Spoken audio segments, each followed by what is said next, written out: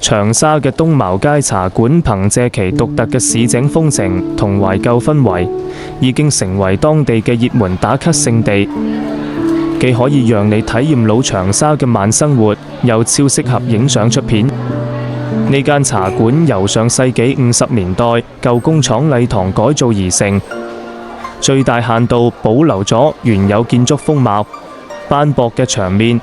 舊磚砌成嘅舞台、懷舊木餐桌、竹凳同緩緩轉動嘅吊扇，共同營造出濃厚嘅復古氣息。呢度嘅茶飲同小食，除咗價錢親民，更堅持還原老長沙風味。除咗普通紅茶、綠茶，必是特色芝麻豆子茶同長沙煙燻茶，仲可以搭配地道長沙早餐，例如全家福粉麵、筍子肉包、老長沙剁餅同葱油粑粑等特色小食。呢度唔單止係食嘢嘅地方，更係一個社交同文化空間。每日朝早，茶館就會變成本地公公婆婆嘅聚腳點。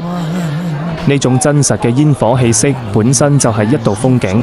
館內設有東茅街大戲台，不定期有戲曲表演。2樓仲有擂茶博物館，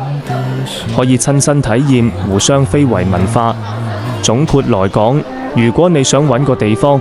用唔多預算就可以悠閒度過半日，感受長沙地道嘅市井生活，東茅街茶館絕對係個唔錯嘅選擇。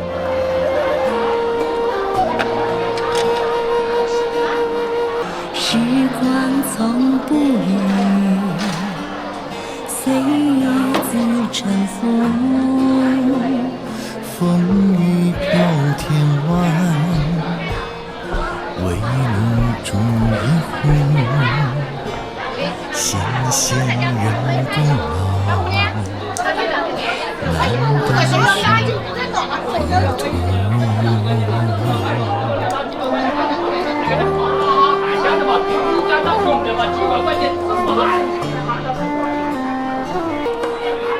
風雨飄天外，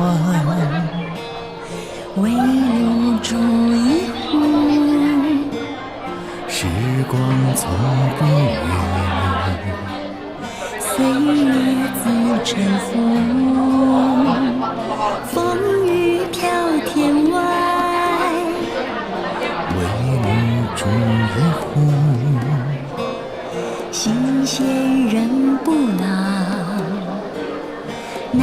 得是糊塗，難得